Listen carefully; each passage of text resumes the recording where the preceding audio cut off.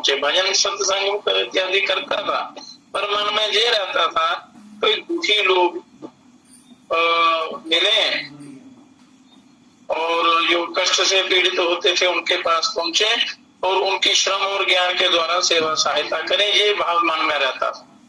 सेवा भाव मन में रहे तो किसी प्रकार का अहंकार, काम, क्रोध, लोभ, मोह, राग, द्वेष इत्यादि नहीं होते, निंदा, चुगली इत्यादि।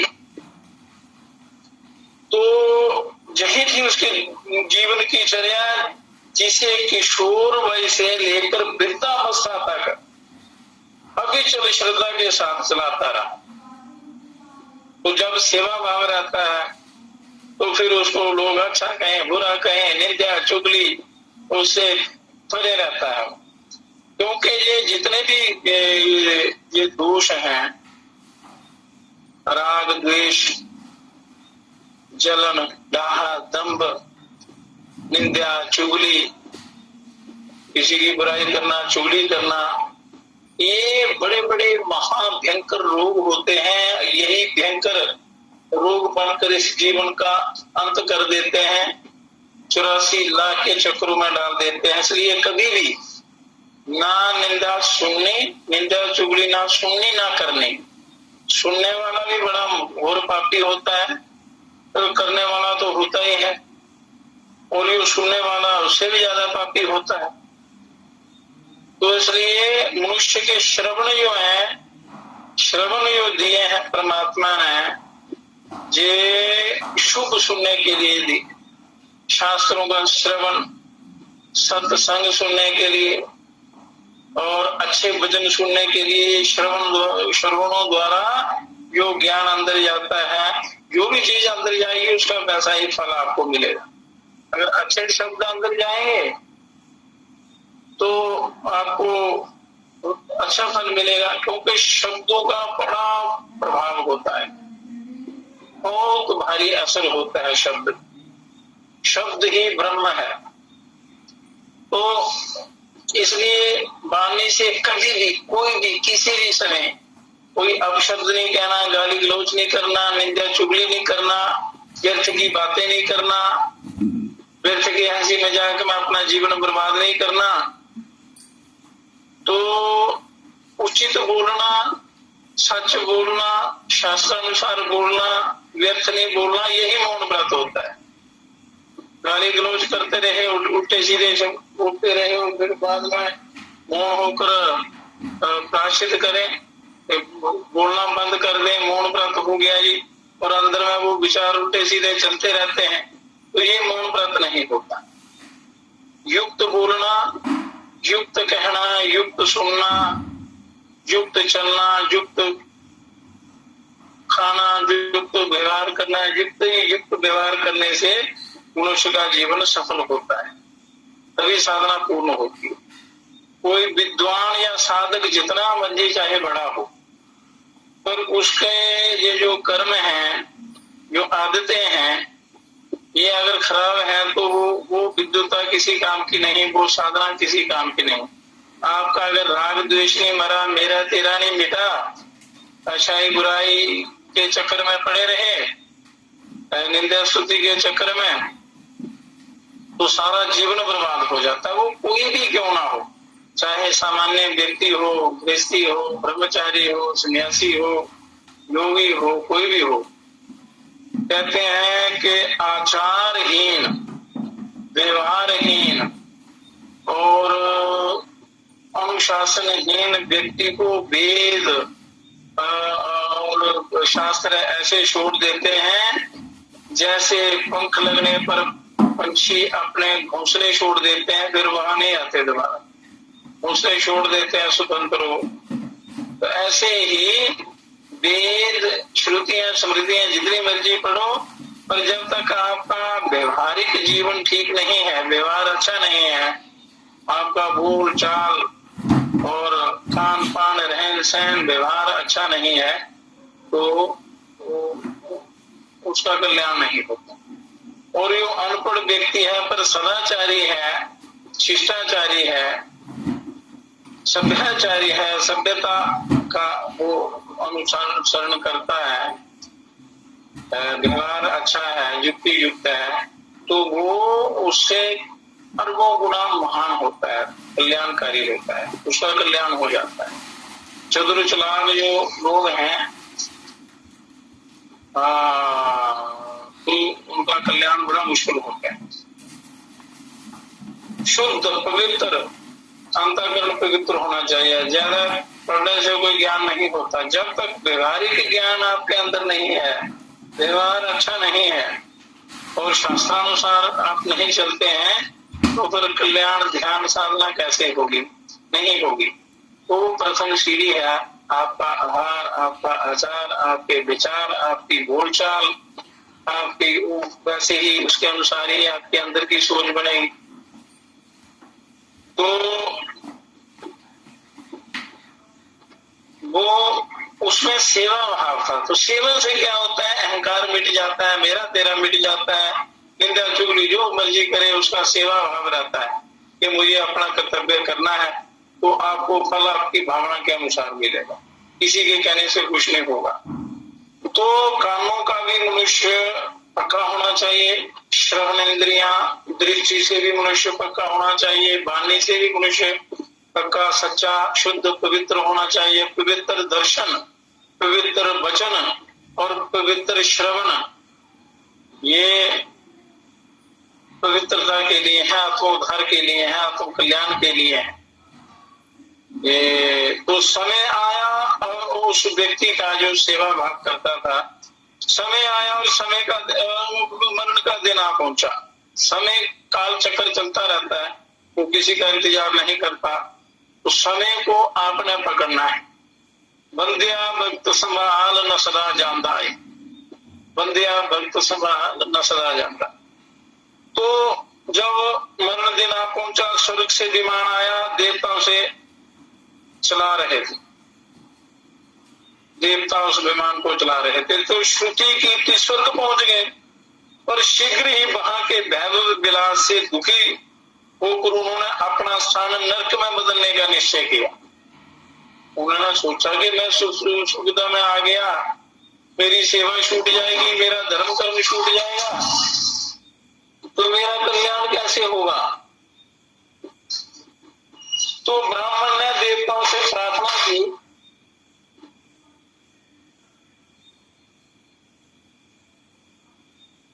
कि यदि सचमुच मैंने पुण्य कमाया है तो मुझे इच्छित वरदान मिले। उसने कहा कि हे देवो, अगर मैंने कोई पुण्य कर्म किया है तो मुझे मेरी इच्छा के अनुसार वर दो, तो मुझे नरक तक पहुंचा दिया जाए। वहां पीड़ितों और पतितों की सेवा सहायता करते हुए आत्म संतोष का अर्जन हो सके, क्योंकि मुझे सेवा से ही मुझे संतोष मिलता है। दुखितों पीड़ितों की सेवा करने से मेरे मन को बड़ा संतोष मिलता है। तो स्वर्ग में तो मैं गहरत में रहूंगा, सारे पुण्य मेरे नष्ट होंगे, पुण्य बढ़ेंगे नहीं, तो इसलिए मुझे ये स्वर्ग नहीं चाहिए। और मुझे नरक में अगर संतोष मिलता है तो मुझे नरक भेज दीजिए। तो स्वर्ग सुख से मुझे सेवा संतोष अधिक प्रिय। कहने लगा कि स्वर्ग का सुख मुझे नहीं चाहिए, मुझे सेवा संतोष ज्यादा प्रिय। तो नरक में जाकर दुखी जीवों का मैं उद्धार करूंगा, उनको ज्ञान दूंगा। तो अच्छा व्यक्ति जो है नरक को भी स्वर्ग बना देता है और बुरा व्यक्ति स्वर्ग को भी नरक बना देता है। सदाचारी व्यक्ति नरक को भी स्वर्ग बना देता है और पापी दुराचारी असंयमी व्यक्ति स्वर्ग को भी नरक बना देता। तो इसलिए उसमें सेवा भाव था, तो वह कहने लगा मुझे नरक भेज दीजिए। देवताओं ने तथास्तु कहकर उसे नरक पहुंचा दिया। नरक में रह रहे श्रुति की भेंट एक दिन उनके ही पितरों से हो गई। उनके पितर भी वहां नरक में। पितरों ने पूछा, भला आप तो स्वर्ग में थे, फिर वापस कैसे आ गए नरक में? तो संत ने कहा, पुण्य का फल नहीं, पाप का दंड भुगतने वहां गया था स्वर्ग में। पुण्य का फल भोगने नहीं गया था, पाप का दंड भुगतने गया था। सेवा में प्रगाढ़ निष्ठा होती तो पहले दिन ही स्वर्ग को स्वीकार कर देता। यही था मेरा पाप, जिसके कारण मैं, जिसका दंड विलास व्यसन में घुटन सहन कर लौटा हूं। तो श्रुति कीर्ति को देवताओं में ही श्रेष्ठ गिना गया है। तो उसने स्वर्ग नरक में भी वहां सेवा की, तो उसका नाम अजर अमर हो गया और ग्रंथों में उसका नाम दिया जाता है। तो सेवा परमो धर्मा, सेवा सबसे बड़ी है। तो सेवा भाव होगा तो फिर आगे उससे अंतःकरण शुद्ध होता है। अंतःकरण की शुद्धि के बाद आपका अध्यात्म मार्ग शुरू हो जाता है। तो पहले शुद्धिकरण बड़ा जरूरी है।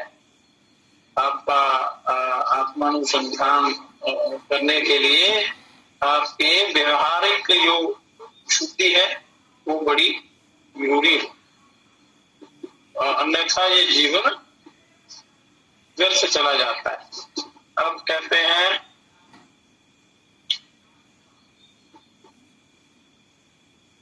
जम्मू कश्मीर नेपाल तिब्बत त्रिविष्ट पे प्रथमोत्पत्ति कृष्ण गीता प्रमाण्यते।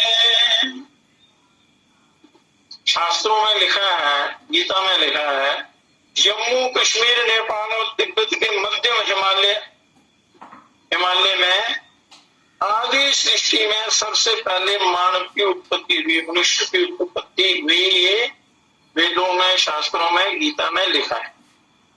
इनकी संतान ही 7 समुद्रों पार तक पृथ्वी मंडल के हर कोने में फैली हुई है। और आज से 5.5 साढ़े 5 हजार वर्ष पूर्व योगेश्वर, पूर्ण योगेश्वर श्री कृष्ण, भगवान श्री कृष्ण जी की लिखी हुई कृष्ण गीता उस प्राचीन इतिहास को प्रमाणित करती है। कृष्ण गीता में लिखा है कि जम्मू कश्मीर नेपाल तिब्बत के ये पर्वत जो है, यही पहली जो मनुष्य उत्पन्न हुआ तो यहीं पर हुआ, मानव की उत्पत्ति यहीं पर हुई। महर्षिया सप्त पूर्वे चत्वारो मानवास्तथा मदभावा मानसा जाता ये शालोका इमा प्रजा। श्री कृष्ण, यहाँ गीता का ये प्रसंग चल रहा है, गीता का। उस श्री कृष्ण योगेश्वर आत्म चेतन ब्रह्म जगदानंदमय योग समाधि में स्थित प्रज्ञ होकर भारत के कुरुक्षेत्र में मोहग्रस्त अर्जुन को सुनाते हैं। तो आजकल सभी लोग मोहग्रस्त हैं, तो ये गीता का ज्ञान उनके लिए अमृत के समान है। इससे परम कल्याण हो जाता है, महान कल्याणकारी है। जैसे अर्जुन मोहग्रस्त हुए थे, तो आत्म चेतन ब्रह्म जगदामय योग समाधि में स्थित होकर भगवान कृष्ण जी कुरुक्षेत्र को दिव्य ज्ञान बनाते हैं।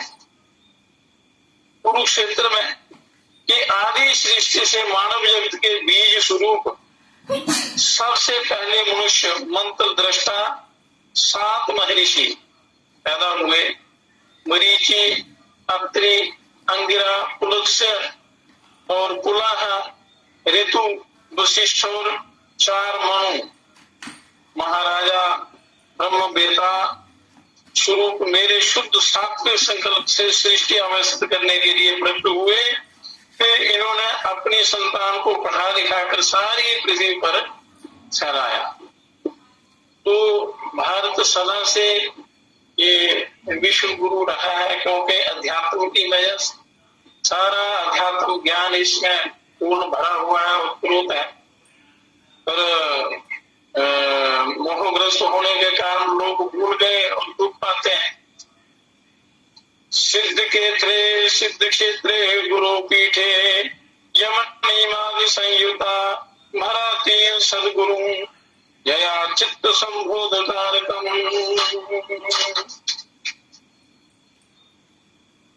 अहिंसा,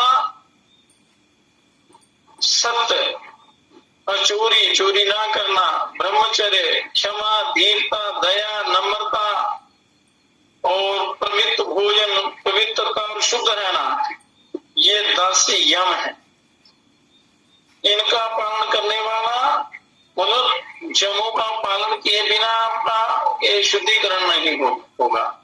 जब शरीर का शुद्धिकरण नहीं होता है, शरीर पवित्र नहीं होता, तो आप आगे की साधना नहीं कर सकते।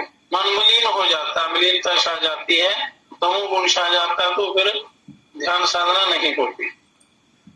और अनुकूल और प्रतिकूल परिस्थितियों में भी आत्मानंद की स्थिति में गंभीर रहना और अपने आप को संतुष्ट रखना, ये गुण होने चाहिए मनुष्य के अंदर। सर्वत्र सदा परमात्मा ब्रह्म भावना रखना, ईश्वर भावना रखना, तो मनुष्य दिन रात निंदा चुगली में, हर चर्चा, निंदा चुगली, राग द्वेष, लड़ाई झगड़ों में व्यस्त रहता है, षड्यंत्र रचने में व्यस्त रहता है, तो फिर ज्ञान कहाँ आएगा? जो थोड़ी बहुत साधना होती है वो भी चली जाती है, वो चाहे कोई भी क्यों ना हो, साधारण प्राणी हो, संत मंत हो, कोई हो, जब तक आपका व्यवहार, आपकी आदतें ठीक नहीं होती तो कल्याण नहीं होता। आदत बुरी सुधार लो, हो गया भजन भजन, मन की तरंग मार लो, बस हो गया भजन भजन। अपने व्यवहार को, अपनी आदतों को सुधारना है तो बड़ा जल्दी कल्याण होता है। फिर कहते हैं परमात्मा ब्रह्म भावना रखना, ईश्वरी भावना रखना, दान करना, दान जो भी आपको ईश्वर कृपा से प्राप्त होता है, प्रकृति से यहीं से लेते हैं, वो कर्जा होता है, तो उसमें दान करने से शुद्धि होती है धन की। प्रभु प्रेम, आत्मोन्नति कारक शास्त्र सिद्धांत को सुनना। कौन से शास्त्र सिद्धांत सुनने आपने? शास्त्रों में बहुत कुछ है, कई प्रकार के शास्त्र हैं, पर आत्मोन्नति कारक शास्त्र सिद्धांतों को सुनना, जो आपका आत्म कल्याण, आत्म का मार्गदर्शन करे, आत्म ज्ञान की प्राप्ति का मार्गदर्शन करे, ऐसे सिद्धांतों को सुनना। पतनकारी कार्यों में लज्जा, जो गिराने वाले कर्म हैं उनमें लज्जा करनी चाहिए। आत्मोन्नति कारक चेतना रखना, आपको सावधान रहना, होश रहना कि हमारी आत्मोन्नति कैसे हो। उसकी अनेक प्रकार की युक्तियां, विधियां, अनेक प्रकार के साधन हैं, पर सबसे पहले आपने इन लुटेरों से बचना है। आपने काम, क्रोध, लोभ, मोह, निंदा, चुगली, राग, द्वेष, ईर्ष्या और अंदर जो जलन होती है वो सब, उसका त्याग करना, आसक्ति, कामना इत्यादि। और यज्ञ होम आदि 10 नियम कहलाते हैं। और जम नियमों का पूर्णतया अपने आप में पालन करने वाला शिष्य, जिज्ञासु, जो भी व्यक्ति साधक होता है, ब्रह्म साक्षात्कार की स्वरूपा स्थिति को प्राप्त हुए तथा शिष्य की चेतन शक्ति को जगा देने वाले मोक्ष ज्ञान योगदाता भारतीय सदगुरु के सिद्ध गुरु पीठ में जाकर ब्रह्म गुरु की शरण ग्रहण कर योग ज्ञान की गुरु दीक्षा देनी चाहिए, जिससे आपका आत्म कल्याण निश्चित हो जाए। ऐसे सिद्ध पीठ में यहाँ किसी प्रकार का छल, कपट, बेईमानी ना हो, और जो उस आत्म कल्याण की योग्यता रखते हो, ऐसे सिद्ध पीठ में जाकर आपने वो दिव्य ज्ञान प्राप्त करना है। फिर उसका साधन करते करते परमात्मा को प्राप्त कर लेना है। तो कटरा काली का मेधा पीठे जम्मू कश्मीर के वैष्णव्यस्तु तपा क्षेत्र दिव्य ज्ञान प्रदेश में। तो पार्वती का पहला शरीर जो मेरा बुद्धि मंडल जो है, मेरा मंडल,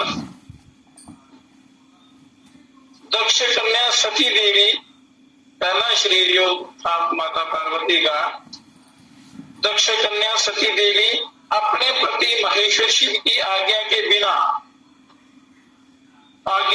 कंकण हरिद्वार यज्ञ में बुलाए बिना ही आई थी, क्योंकि सृष्टि के कुछ नियम हैं।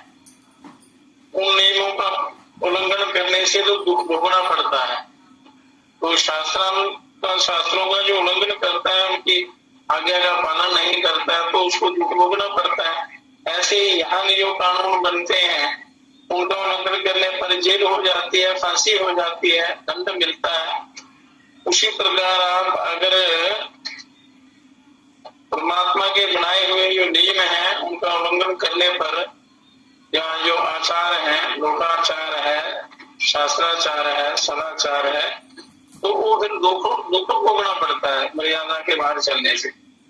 तो बिना बुलाए वहां यज्ञ में आ गई, पिता उससे बोले नहीं, योग समाधि लगाकर सती देवी महाकाली रूप को शरीर छोड़ दिया। उन महाकाली देवी ने, सती ने योग समाधि लगाई, क्योंकि वहां अपमान हुआ। यहाँ से भी वो शिव जी की आज्ञा के बिना गई और वहां बिना बुलाए गई।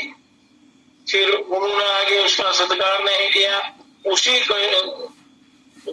संताप के कारण, दुख के कारण समाधि लगाई और योग अग्नि द्वारा अपना शरीर भस्म कर दिया, छोड़ दिया। तो योग समाधि लगाने के भी तरीके हैं बड़े। आप यदि साधना करें तो मनुष्य अपने जीते जी पहले ही परमात्मा से मिल जाता है, जाने से पहले। तो शिव उस शव को कंधे पर उठाकर उन्मत्त होकर आकाश में घूमने लगे, माता पार्वती। तो श्री विष्णु जी ने धनुष्मान से सती के अंग काट कर गिराए। 108 अंग किए उन्होंने, 108 स्थानों पर भारत में गिराए। गले से ऊपर का शिरोभाग वेदा मंडल तो जीव सहित काली का मंदिर कटरा वैष्णवी देवी जम्मू कश्मीर में गिराया। और यहीं पर वामनावतार के पहले इंद्र, वामनावतार के पहले इंद्र, कई कल्प, कई युग हो गए हैं, कई सतयुग, कई द्वापर, कई युग, तो अलग अलग कल्प के अलग अलग ये देवता ये सृष्टि का संचालन करते हैं। तो जो पहले इंद्र तथा महर्षियों ने 1000 बार शिव शक्ति ये यज्ञ किया, जिससे ये स्थान पवित्र हो गया। फिर वामन भगवान ने 3 पग ऋषि का दान बलि से गुजरात में लिया। एक चरण अमेरिका में रखा, अगला चरण जम्मू कश्मीर में बर्फानी पर्वत पर विष्णुपाद तीर्थ कौसर नाग झील पर रखा। तीसरा पग हिमालय के ऊपर, तीसरा वामन भगवान ने तीसरा पग हिमालय के ऊपर सुमेरु पर्वत पर इंद्र की राजधानी अमरावती पर रखा। चौथा पग बलि के सिर पर रखा। इसी विष्णुपाद तीर्थ के रास्ते पृथ्वी के अंदर छठे विवर सूतल में पहुंचा दिया उसको। तो ये हिमालय में, जम्मू कश्मीर, नेपाल, तिब्बत में ही मानव सृष्टि उत्पन्न हुई और यहीं पर बड़े बड़े महान संत ऋषि मुनियों ने घोर तप किया है, इसलिए ये सारे तीर्थ हैं यहाँ पर। और ये कल्याण की भूमि है। ये समझो जैसे शरीर में, शरीर का ये मेधा मंडल है, सहस्रार बिंद है, ये तो ये पृथ्वी मंडल का ये सहस्रार बिंद है, मुक्ति का द्वार ये दशम द्वार है। ऐसे ही जम्मू कश्मीर ये त्रिपुरा पर्वत है, हिमालय, जम्मू कश्मीर, नेपाल, तिब्बत का ये एरिया जो है, ये मेधा मंडल है, सहस्रार बिंद है। यहाँ से आप ब्रह्मलोक में जा सकते हैं। ये स्थूल आ गया और शरीर के अंदर यहाँ सूक्ष्म रूप से ये है सहस्रार बिंद। तो पत्नीटाप सन्नासर जम्मू कश्मीर में शक्ति की उपासना में निरत सुनासीर, सुनासीर कहते हैं इंद्र को, उनका नाम था सुनासीर इंद्र, तथा अन्य पृथ्वी के राजाओं को राज्य मिल गए। तो इस शक्ति के वेदापीठ में रामावतार के समय इस अपना शक्ति पीठ वेदापीठ है जहाँ पर भगवती विराजमान है।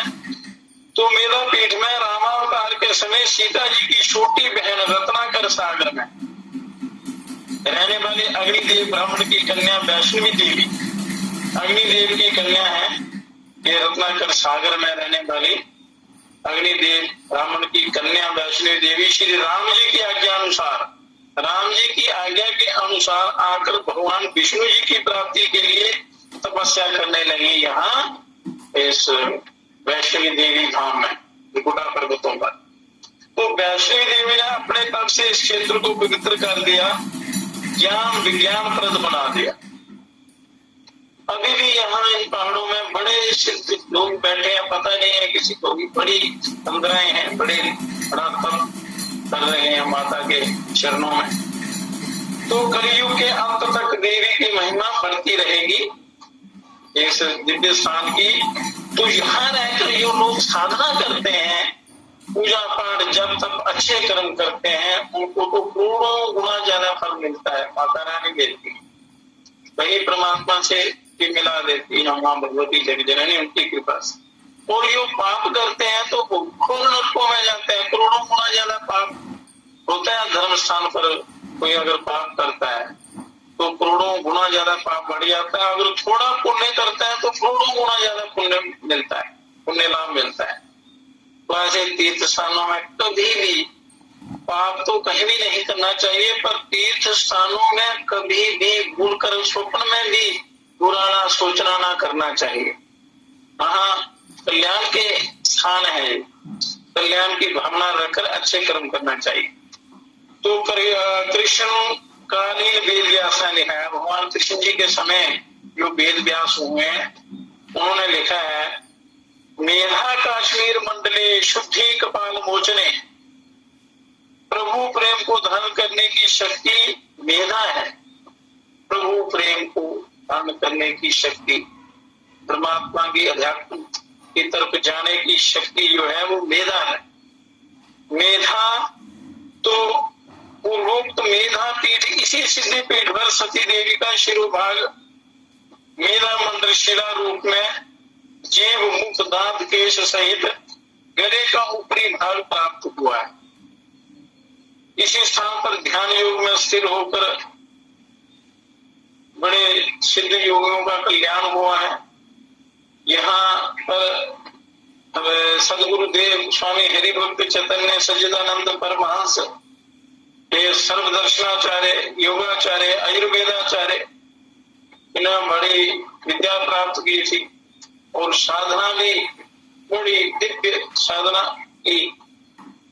इन्होंने विक्रम 2038 में संबत मानव जगत में आत्मीयता, एकता, पवित्रता, सच्चरित्रता, निरूपता, आत्मोन्नति, संसारिक सात्विक सुख तथा आत्म ब्रह्म साक्षात्कार स्वरूप जीवन मुक्ति का परम सुख लाभ लाने के लिए योग ज्ञान विज्ञान सहित योग विद्या की सफलता के लिए सर्वशास्त्र सिद्धांत तत्वों से अलंकृत सिद्ध योग विज्ञान नाम का महाग्रंथ संस्कृत में लिखा है। बड़ा दिव्य ज्ञान और बड़े अनुभव है उसमें, सच्चे जो अनुभव के द्वारा लिखा जाता है वही कल्याणकारी होता है। तो साथ में वो ऐसा दिव्य शास्त्र है कि पढ़ने से भी आपका ध्यान लग जाएगा और उसके अनुसार यदि साधना करेंगे तो परम कल्याण हो जाता है थोड़े ही समय में। तो कहते हैं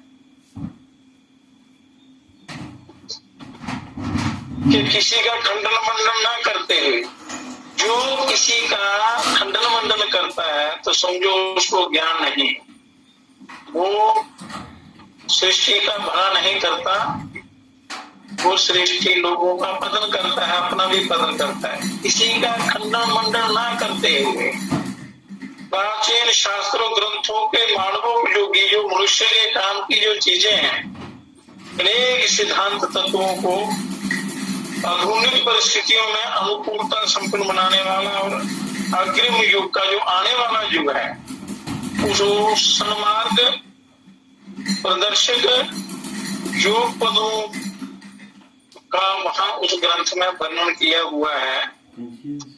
तो बड़ा दिव्य ग्रंथ है और ग्रंथ भी पढ़े, पर ऐसे स्थान पर जाकर अगर आप साधना करें, थोड़ा सा सीखकर फिर घर में अभ्यास करते रहें तो थोड़े ही समय में आप उस परमानंद की प्राप्ति कर सकते हैं, उस दिव्य, उस परमात्मा का पुण्य लाभ और आनंद और अमृत प्राप्त कर सकते हैं। तो योग दीक्षां ततो प्राप्ते गुरु गीतानुसारता तस्य जीवनो युक्तो मूलधारो वधो विषेत। कहते हैं कि गुरु कीजिए जान के, पानी कीजिए छान के। पानी को बिल्कुल साफ शुद्ध छान कर पीना चाहिए ताकि उसमें कोई विषैले तत्व निकल जाए। और गुरु जो है यजमान बनाने होते हैं, बिना गुरुओं के तो कल्याण होता नहीं है। किसी भी लाइन में आप जाएं तो बिना मार्गदर्शन के वो विद्या नहीं आती, या वो अध्यात्म विद्या नहीं आती, कल्याण नहीं होता। तो वो बड़ी सोच समझ कर आपने काम करना है कि योग योगेश्वर शिव महादेव की कही हुई गुरु गीता स्कंद पुराण में शिव जी ने वहां गीता का वर्णन किया है, पार्वती को सुनाई है। कही कि श्री गुरु गीता पढ़ने पर श्रद्धा पूर्वक मोक्ष प्रद योग ज्ञान दाता सिद्ध गुरुदेव से योग दीक्षा लेकर प्राण का अंतर्मुख करे, प्राण साधना करे, जो आपको परमात्मा ने अमूल निधि दी है, श्वास दिए हैं जो अपने आप चलते हैं, बिना किसी प्रयत्न के चलते हैं। स्वतः होने वाले चलने वाले जो श्वास हैं, उनको उनके साथ अपने मन को अंतर्मुखी करें। अंतर्मुख अंदरी हृदय में ही सब कुछ मिलेगा आपको, बाहर भटकने से कुछ नहीं होगा। मन प्राण तथा जीवात्मा सहित, मन प्राण और जीवात्मा सहित हृदय से नीचे की ओर मूल कंद के ऊपर मूलाधार में, पश्चिम मार्ग से मेरुदंड में सुषुम्ना मुख के अंदर वज्रा नाड़ी के बीच चित्रा नाड़ी में प्रयोग हुए मूलाधार पद में प्रवेश करें। ये योग की एक युक्ति है ध्यान लगाने की, कि गुरुओं से वो सीख कर और रीढ़ की हड्डी का जो अंतिम वहां स्थान है मूलाधार, तो वहां से रीढ़ की हड्डी के अंदर सुषुम्ना नाड़ी है, उसके अंदर वज्रा नाड़ी है, फिर उसके बीच चित्रा नाड़ी है, उसमें प्रवेश करके मूलाधार पदम में अपना स्थित हो जाए, वहां उस चक्र को जागृत करें। ये गुरुओं से सीखने वाली चीजें हैं, पर अगर श्रद्धा है और आत्म कल्याण की इच्छा है तो प्रभु कृपा से वो ऐसे सिद्ध महापुरुष मिल जाते हैं, फिर थोड़े से प्रयत्न से मनुष्य का उद्धार हो जाता, वो कृपा बनी रहती है। पर अंदर वो श्रद्धा, अंतःकरण की शुद्धि, पवित्रता, विचार आपके बिल्कुल निर्मल होने चाहिए, सेवा भाव होना चाहिए, किसी प्रकार का कोई निंदा चुगली राग द्वेष ये कोई भी दोष नहीं अंदर होना चाहिए। तो फिर आप इस परम ब्रह्म मार्ग में चल सकते हैं, उसकी प्राप्ति कर सकते हैं। इस सबको आपको सबका अधिकार है, पर आलस प्रमाद और संसार में मोह के कारण आदमी नहीं चल सकता। जैसे माया के चक्कर में, माया से पीड़ित ये मनुष्य मारा फिरता है, अध्यात्म की तरफ नहीं जाता। अगर जाए थोड़ा भी आप थोड़ा सा भी एक कदम भी आप चलेंगे तो वो कल्याण करने वाले प्रभु 100 कदम आपकी ओर आएंगे आपका कल्याण करने के लिए। पर आपके अंदर थोड़ा बहुत तो वो चाहिए, इच्छा जिज्ञासा। कहते हैं कि ऐसा करे प्राणायाम के द्वारा, वो रीढ़ की हड्डी के अंदर उस वज्रा ब्रह्म बीथी नाड़ी में प्रवेश करे। याग्रता कुंडली शक्ति योग पद्म विनत्यतः विसर्ग बिंदु जीवन मुक्ति सुख श्री के मूलाधार पद्म की मुक्ति करने का पहला चक्कर मूलाधार है शरीर के अंदर। तकरीबन सभी लोग जानते हैं, पर उनका अच्छी प्रकार जानकर फिर साधना करनी चाहिए और गुरुओं के बिना नहीं करनी चाहिए। मूलाधार पद्म की मध्य कर्णिका के त्रिकोण काम कलापीठ में काम बीज के ऊपर विराजित नील ज्योतिर्मय नीले प्रकाश की तरह अति सुंदर स्वयं भूलिंग वो 3.5 लपेट देकर बैठी हुई कुंडली शक्ति है। कुंडली योग की बात कर रहे हैं। ये उस स्वयं मूलाधार में स्वयं भूलिंग है, रीढ़ की हड्डी के अंत में। तो वहां 3.5 लपेट देकर नीचे से ऊपर की ओर मुख करके और ऊपर से नीचे की ओर पूंछ मुख में डाले हुए कुंडली शक्ति सहस्रार बिंद से भरा हुआ ब्रह्म द्रव्य अमृत जो सहस्रार बिंद से गिरता है, बिंदु का पान करती हुई वो अमृत का पान करती है और योग निद्रा में सुषुप्त है, सोई हुई कुंडली है। इसलिए कहते हैं, प्रार्थना करते हैं योगी लोग या कोई भी साधक कहते हैं कि प्रार्थना एक बहुत बड़ी साधना है, प्रार्थना के बिना कोई काम नहीं होता। तो प्रार्थना करेंगे तो अगला काम आगे परमिशन आपको आगे मिलती जाएगी, रास्ते मिलते जाएंगे। तो कहते हैं ओम जीव को ब्रह्म बनाओ, श्री गुरु आत्म स्वरूप को बनाओ, अंधकार ज्ञान मिटाओ, आत्मानंदनी शक्ति लगाओ। वो शक्ति जो सुषुप्त है, सहस्रार बिंदु से जो अमृत गिरता है वो सारा पी जाती है और सोई रहती है। तो श्री सदगुरु देव से योग दीक्षा लेने पर बताई हुई साधना से जब कुंडली शक्ति त्रिपुर सुंदरी जागती है, तब क्रमशः योग पद्मों का भेदन करती हुई सारे योग पद्म में मूलाधार चक्र है, स्वाधिष्ठान चक्र है, फिर मणिपुर चक्र है, अनाहत चक्र है, हृदय चक्र, तो विशुद्धि चक्र है, अज्ञा चक्र है, फिर गुरु पद्म है, ललना चक्र है, फिर ऊपर सहस्रार बिंद है। इस प्रकार अनेक शरीर के अंदर चक्र है। तो उनका भेदन करती हुई ब्रह्म नाड़ी के शून्य विधि मार्ग द्वारा ऊपर सहस्रार पद्म में पहुंचकर जब जागृत होते हैं, गुरु कृपा से ये 5 प्रकार से जागृत होती हैं। एक तो जन्मजात सिद्धि होती है, फिर औषधियों के द्वारा भी होती है, जप के द्वारा जपजा सिद्धि जप के द्वारा भी होती है, प्राणायाम के द्वारा भी होती है और शक्तिपात के द्वारा भी होती है। शक्तिपात जब गुरु करते हैं तो सिर्फ संकेत मात्र होता है, फिर साधना तो आगे करनी पड़ती है। तो प्राण मन जीवात्मा सहित परम शिव ब्रह्म के साथ तन्मय हो जाती है जब कुंडली शक्ति। जैसे ये लोग कुल देवताओं के यहाँ वो कोई यात्रा इत्यादि करते हैं, ढोल बजाते हैं, वो भजन कारक इत्यादि गाते हैं, तो लोगों के अंदर वो प्रवेश हो जाता है, आवेश आता है, उनको जागृति होती है। तो समझो कि वो कुंडली शक्ति मिलती है, वो थोड़ा अपना चक्कर खोलने की कोशिश करती है। तो जब पूर्ण रूप से जागृत हो जाए तो फिर तो ये जीव ब्रह्मा विष्णु महेश के समान हो जाता है, महासिद्ध योगी बन जाता है, जीवन मुक्ति से जीवन में मुक्त हो जाता है। तो वो कुंडली शक्ति ही है जो लोग भविष्य बताते हैं अपने आवेश में प्रवेश में।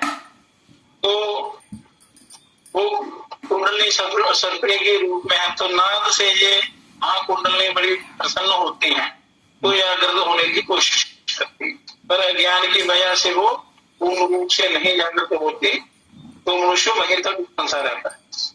तो कहते हैं कि पर जब ये जागृत होती है, सारे चक्रों का भेदन करके सहस्रार बिंदु में पहुंचती है, तो वहां सदाशिव ब्रह्म के साथ तन्मय हो जाते हैं।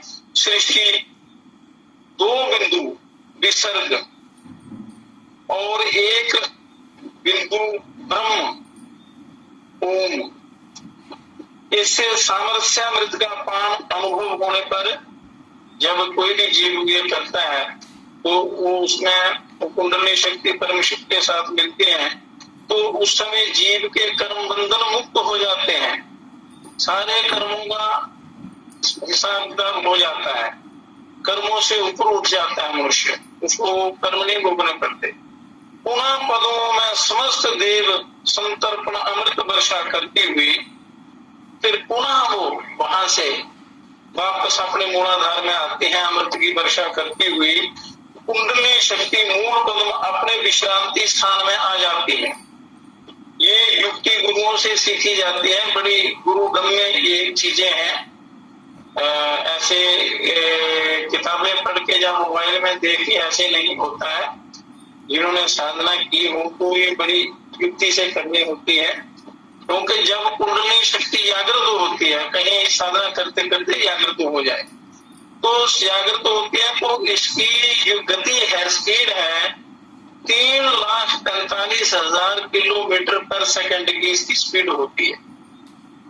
एक प्रति क्षण की जो स्पीड है 3,45,000। तो जब तक तो उसके लिए मनुष्य तैयार ना हो, विचारों से भी, भावना से भी, कर्म से भी, शरीर से भी, जब तक वो पवित्रता नहीं होती है तो इसका तेज सहन नहीं होता।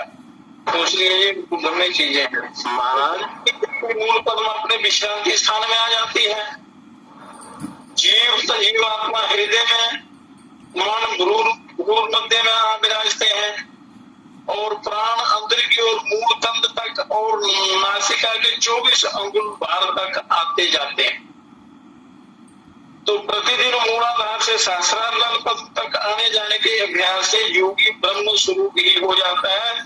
तो इसमें एक क्या युक्ति है, इसमें एक योग ग्रंथों में चतुर्थ प्राणायाम की 5वीं विधि मतलब ऐसी युक्ति है जिससे आप ये कुंडली शक्ति को जागृत कर सकते हैं।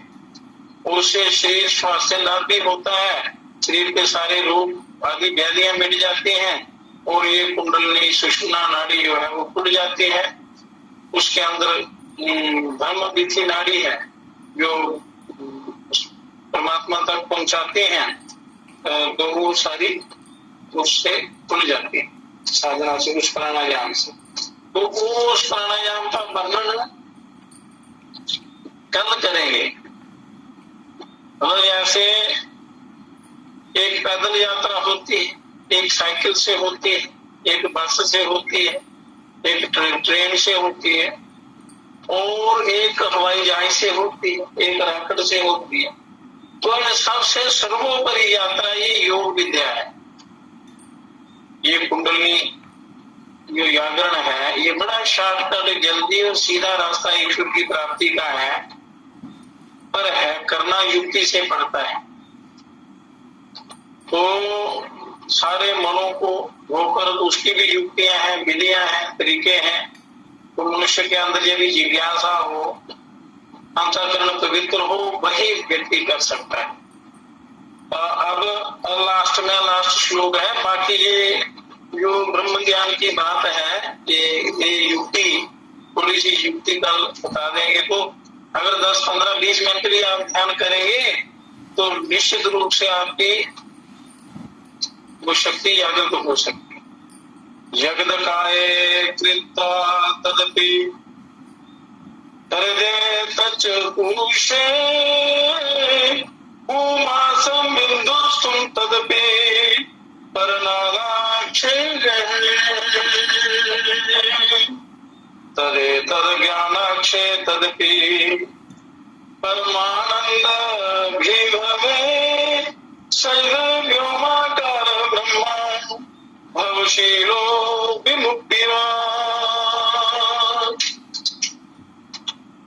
तो रुद्रयामल ग्रंथ है तो उसमें इस महामाई जगजननी जगदम्बा जो कुंडली रूप में सबके शरीरों के अंदर है, ये कुंडली शक्ति सब अणु परमाणुओं में हर जगह ये कुंडली शक्ति है। तो उनकी एक स्तुति है, 10-12 श्लोक है वो, तो वो स्तुति पढ़ने से भी ये शक्ति जागृत होती है। वो भी कल उसका वर्णन करेंगे कुंडली शक्ति का। तो सृष्टि की जननी कुंडली शक्ति जब जागती है तब क्या होता है, इसका अनुभव बताते हैं कि तब योगी को प्रतीत होता है कि समस्त जगत मेरे शरीर में लीन हो गया, ये अनुभव होता है। वो साक्षी भाव से उसको देखता रहता है। तो मेरे शरीर में लीन हो गया है, जगत सहित शरीर मेरे हृदय में लीन हो गया है, और मेरा हृदय परमात्मा पुरुष तत्व में लीन हो गया है, ये अनुभव होता है उस व्यक्ति। ये अनुभव की बात है। पुरुष तत्व परम बिंदु में लीन हो गया है, और बिंदु पर नाद के महाज्ञान शब्द ब्रह्म में लीन हो गया, ओम में लीन हो गया है। केवल आप ओम का उच्चारण करने से ही आप इस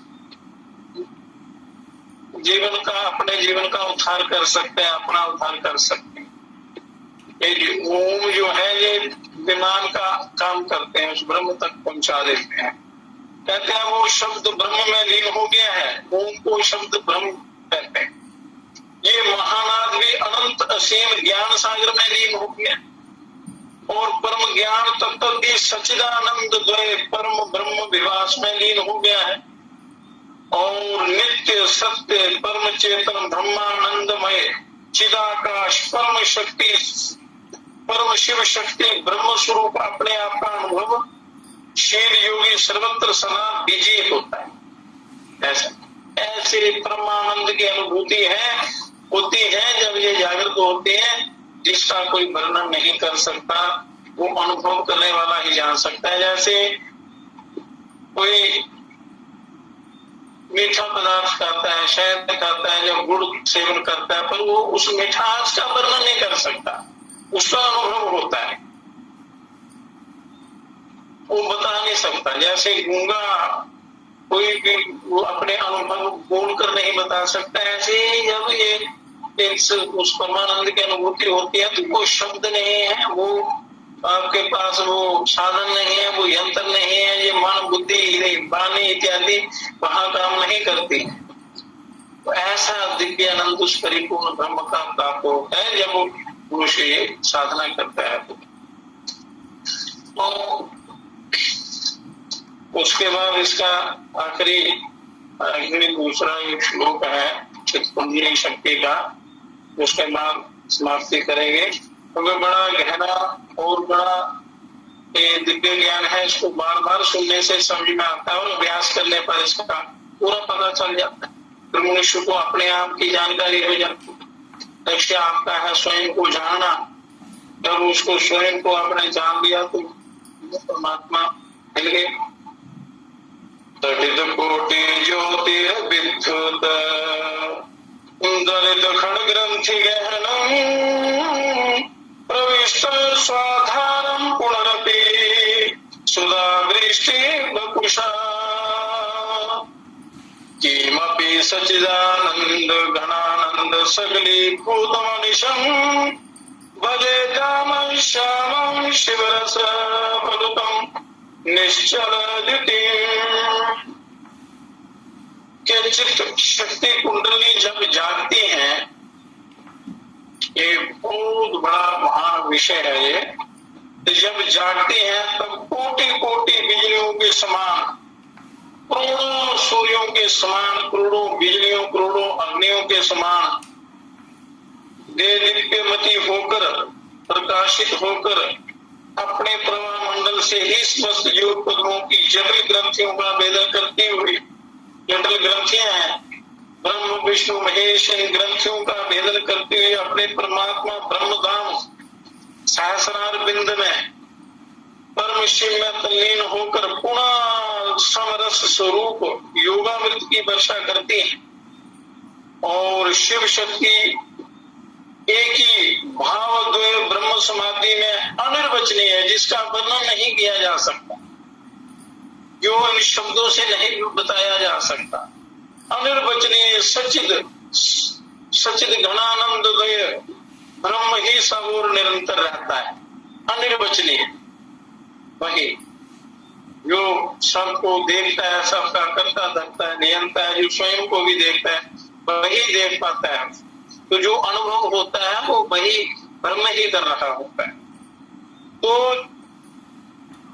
परमामृत शिव सामरस्य से, अप्लावित निश्चल आभामय ब्रह्म घनश्याम का ही भजन सेवन करता रहूं, ऐसा अनुभव होता है कि मैं इसी आनंद में रहूं, मैं इस जगत में प्रवेश ना करूं, मुझे यही मेरा परम धाम है। ऐसे आनंद की ये भावना करता है वो जीव योगी, परम उसमें लीन हो जाता है, जीते जी मुक्त हो जाता है।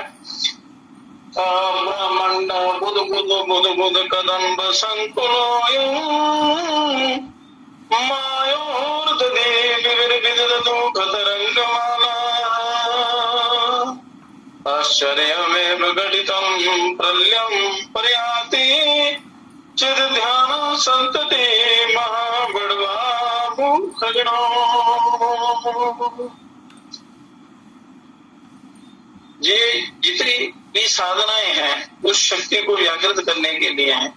शक्ति के बिना ब्रह्म की प्राप्ति बड़ी मुश्किल है, तो इसलिए उनकी जितनी भी साधनाएं हैं यही शक्ति जागृत करने के लिए होती है।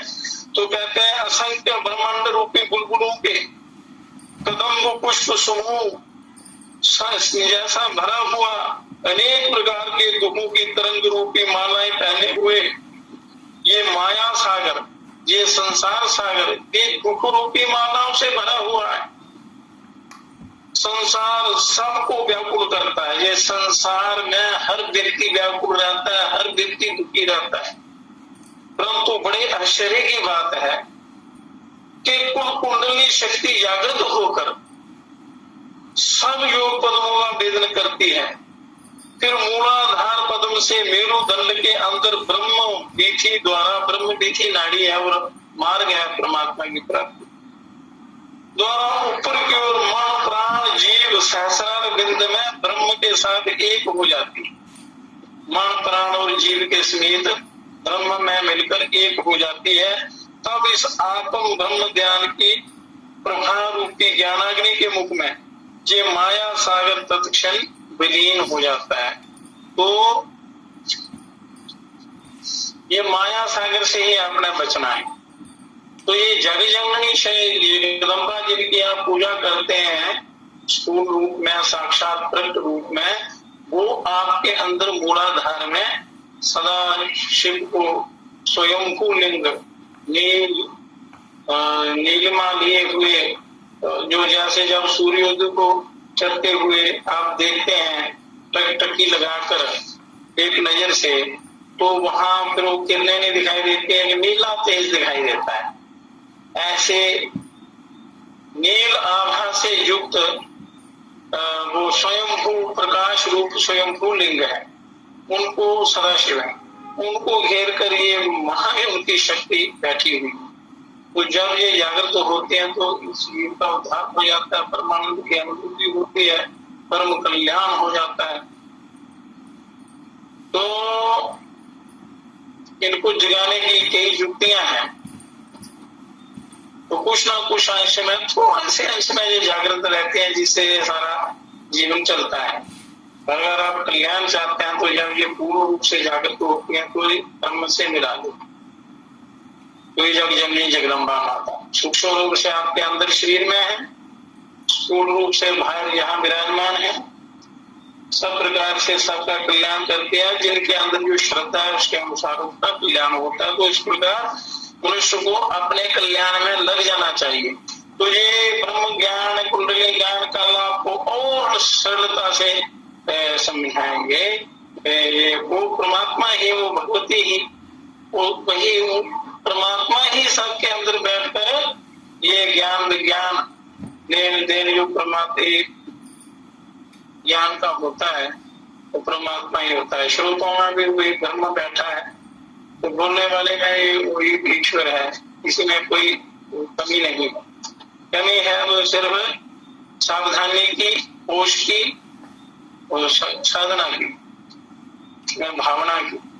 तो इसलिए अपने कल्याण में लग जाना चाहिए। ये सारा झूठा संसार है, तो इसका गीता के अनुसार व्यवहार करते हुए आप संसार में रहते हुए उस ब्रह्म को प्राप्त कर सकते हैं, उस शक्ति को जागृत कर सकते हैं। तो गीता जैसा दिव्य ज्ञान कहीं नहीं मिलेगा। तो इसका बार बार इसका स्वाध्याय करना, श्रवण करना, श्रवण से मनुष्य पवित्र होता है। श्रवण सबसे बड़ी चीज है।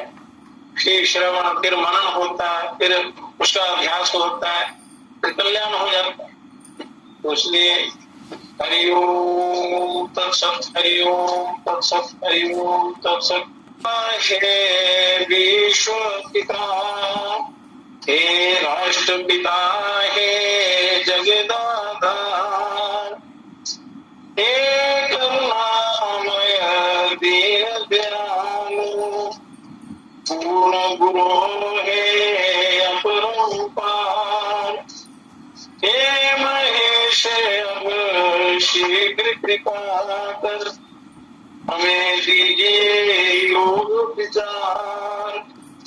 मानवता के प्रेरक बनकर नाथ करे सुखमय संसार।